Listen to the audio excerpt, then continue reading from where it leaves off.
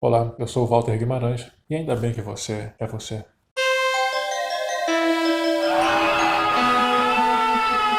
Gente, vamos reagir a alguns trechos da participação do Luciano Huck na Brazil Conference at Harvard and MIT. Que foi muito interessante, porque eu acho que a solução perfeita para a gente encarar os nossos desafios, que foram muito bem levantados por todos vocês, não vai ser a solução perfeita. Acho que todos nós, de parte a parte, na sociedade como todo, a gente vai ter que fazer concessões. Eu acho que a gente vai ter que iluminar as coisas que nos conectam e não iluminar as coisas que nos distanciam, que nos afastam. Gente, em primeiro lugar, o Luciano Huck ele fala como um indivíduo, mas ele faz parte do empresariado. Ele tem esse discurso de que devemos iluminar as coisas que unem as pessoas, para que as pessoas trabalhem na mesma direção. Política é tensionamento. São grupos contra grupos. É assim que funciona. Ele tem essa ideia de que se as pessoas forem legais e se abraçarem, demonstrarem empatia e tiverem sorriso, vamos lá, vai dar certo. Vamos trabalhar juntos pelo país. Vai dar certo, o Brasil vai crescer. Não vai. Não funciona assim. Então, eu queria primeiro, todos vocês têm muitos títulos aqui, né? Governadores, ministros. Então, eu queria justificar o porquê que eu estou aqui, porquê que eu aceitei participar desse painel. Todos vocês sabem que eu não sou político, eu me sinto aqui como parte da sociedade civil. O Luciano se mete com política não é de hoje. Em 2017 se cogitava que ele viria a ser um candidato à presidência. O FHC deu apoio público a ele. Eu lembro que ele fez um artigo na Folha de São Paulo dizendo que não viria como candidato, pelo menos não naquele momento. E ele ainda terminou o artigo dizendo: contem comigo, mas não como candidato a presidente. Contar com ele para fazer o quê? Para reformar minha casa?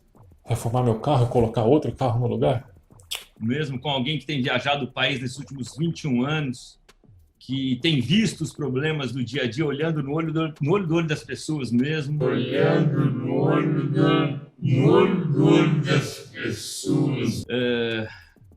E que nos últimos tempos tem tentado juntar, curar, procurar as melhores cabeças, as melhores ideias, os melhores projetos que possam colocar o Brasil num país mais eficiente, num país mais afetivo, que olhe para as pessoas. Afetivo, país afetivo. Eu aposto com vocês que ele não vai sair disso. Ele vai ficar nesse negócio de sentimento, de trabalhar junto para melhorar o Brasil. Ele vai ficar nisso até o final. Eu aposto com vocês.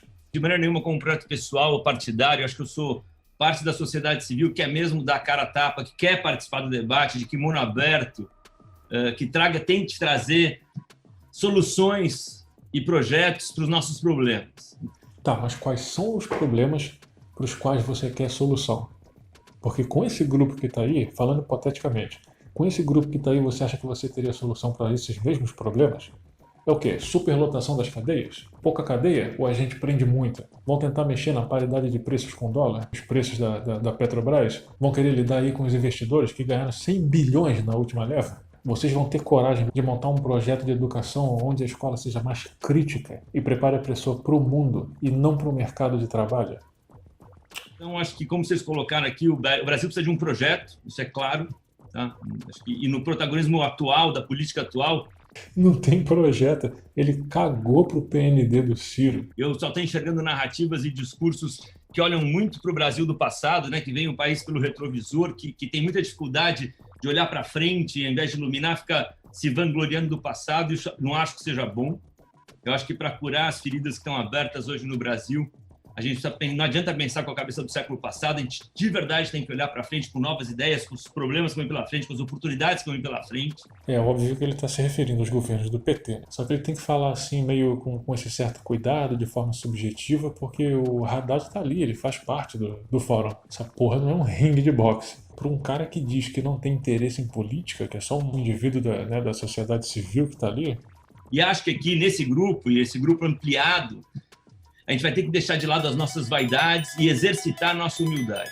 Pô, agora olha esse painel. 2 caras do PSDB que não se bicam, um cara do PT, um cara do PDT. Você acha que seria possível fazer com que todos eles trabalhassem numa mesma direção, com o mesmo propósito, numa boa, só pelo bem do Brasil? Isso não existe, gente. Porra.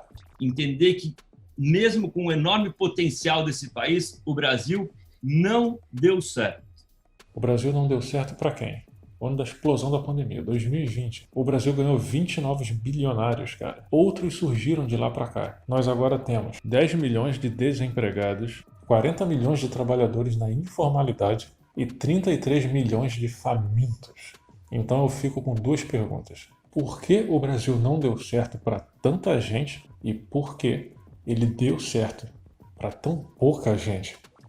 Tá? A gente tem 12% da água do planeta e mesmo assim a gente tem 100 milhões de pessoas sem saneamento básico, a gente tem 30 milhões de pessoas sem acesso à água, isso é inaceitável. Então eu acho que a gente tem que tomar muito cuidado para a gente não ficar discutindo os centímetros a mais que um ou outro conseguiu avançar nas últimas décadas, porque para ficar bom, realmente vai ter que avançar quilômetros. E só vai ser possível se tiver um projeto claro.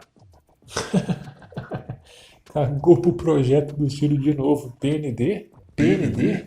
Foda-se. Semana passada eu tive uma conversa com o Jeff Sachs, que é um cara super respeitado, e ele falou a verdade que ninguém aprende nada quando está no governo. O governo sobrevive no dia a dia. Todos aqui, vocês já tiveram cargos no governo, podem dizer se isso é verdade ou não, mas o fato é que a gente precisa pensar agora a arquitetura, a engenharia, o mestre de obras, para a gente conseguir executar um país que resgate a esperança das pessoas, do povo para valer. Um projeto que resgate a esperança das pessoas. Cara, quais esperanças, cara? Quais pessoas? Tem um grupo de gente aí que quer a volta da ditadura. E aí, vão dar esperança para essas pessoas? Então, acho que a gente precisa produzir um projeto claro, com caminhos possíveis, que possam reduzir as nossas desigualdades abissais.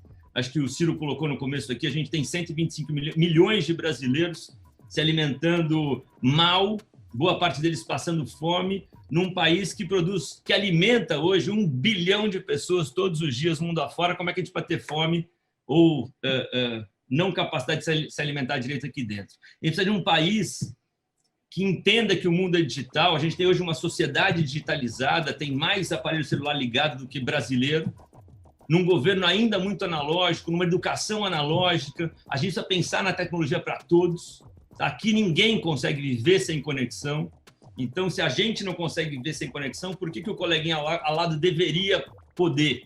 Né? O gari que está recolhendo o lixo das nossas casas, das cidades, que serviço essencial durante a pandemia, por que o filho dele não o nosso tem que estar conectado e o dele não? Eu entendo a preocupação do Luciano, eu acho que ela é genuína, sabe? Eu não acho que ele é um cara ruim, mau caráter. Eu acho que ele é um cara de boa índole, sinceramente. Só que assim, os ricos têm soluções para a pobreza e para os pobres que estão dentro daquela visão de mundo deles. Todos repetem aquela máxima que a educação é a mola motriz, né, a maior força propulsora para o desenvolvimento de um país. E que um país com mais gente com ensino superior, mais gente graduada, é um país que necessariamente tem mais gente empregada. Só que isso não é uma verdade. É óbvio que uma pessoa mais educada, uma pessoa mais qualificada, ela consegue empregos melhores. Só que é necessário que existam vagas de empregos melhores. Ela não está automaticamente empregada, pô. Eu vou pegar um número aqui para vocês, propositalmente, do final de 2019. Antes da guerra, antes da pandemia, o Brasil tinha quase 4 milhões de pessoas com nível superior desempregadas. Gente com pós-doutorado que já estava trabalhando em aplicativo. E gente que está endividada até o osso, até o último átomo do corpo, porque se endividou com custos dos cursos que fez.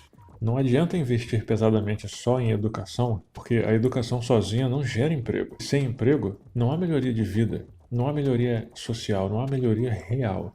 É necessário que o nosso ensino seja desenvolvido, evoluído, junto, em paralelo, com um programa muito agressivo de geração de empregos, para que as pessoas se qualifiquem e sejam absorvidas pelo mercado de trabalho de acordo com seu grau de estudo. O problema é estrutural. Hoje não há qualquer planejamento que se aproxime dessa ideia. Agora veja, essa galera do topo da pirâmide, todos eles têm o mesmo discurso.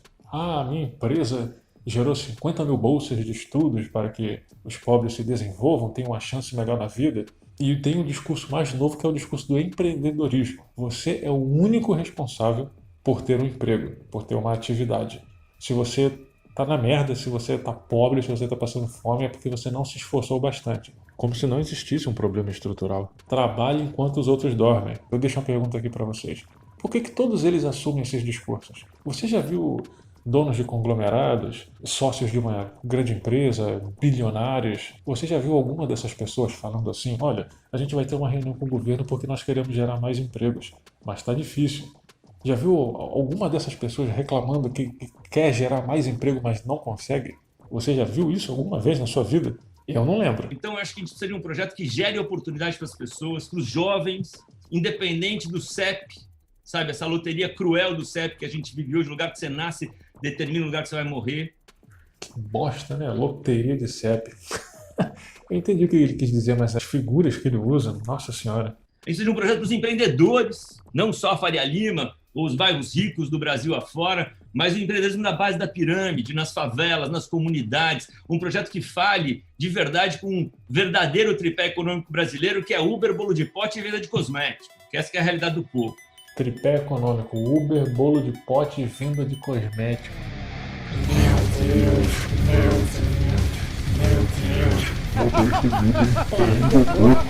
Querem transformar trabalho precarizado em trabalho de empreendedorismo a todo custo, cara. Porra, vocês estão brincando, velho. Então, eu busco, assim, nas ideias de juntar a ideia de um país que tenha consciência que pode e deve ser a maior potência verde desse planeta, maior potência agroindustrial sustentável desse planeta, líder na agenda de descarbonização que a gente precisa até 2050, que acabe com esse falso litígio de que não dá para produzir e ser sustentável ao mesmo tempo. Isso é papo também do século passado. Porra, ao menos uma ele tinha que acertar, né? Um país que entenda que a educação é a ferramenta mais poderosa de transformação social. Um país onde a educação seja a prioridade de Estado e não de um governo ou de outro.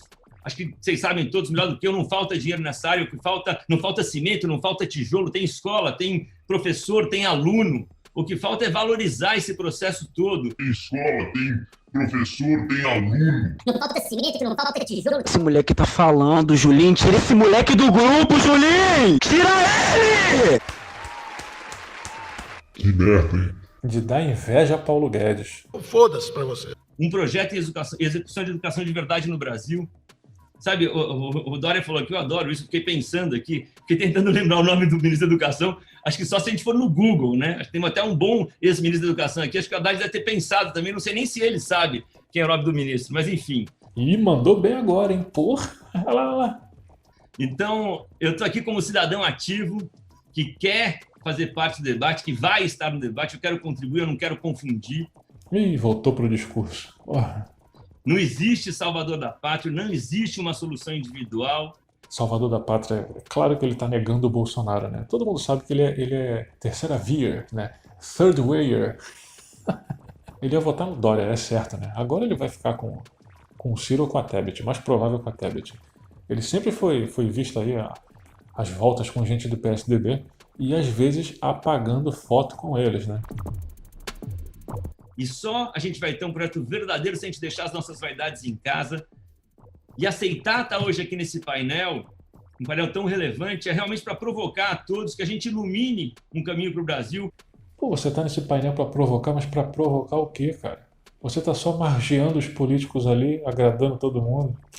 Com um projeto que tenha conexão com as ruas, com o povo, com a verdade. Conexão com as ruas, com o povo, com a verdade. Se for um projeto de gabinete, se for um capricho das elites pensantes, se for um projeto acadêmico, se for um projeto partidário, se for um projeto que nasceu em grupo de WhatsApp, não vai vingar, não vai ter conexão com o dia a dia, com o povo, com as pessoas. Então, muito obrigado aí pela abertura. Ufa.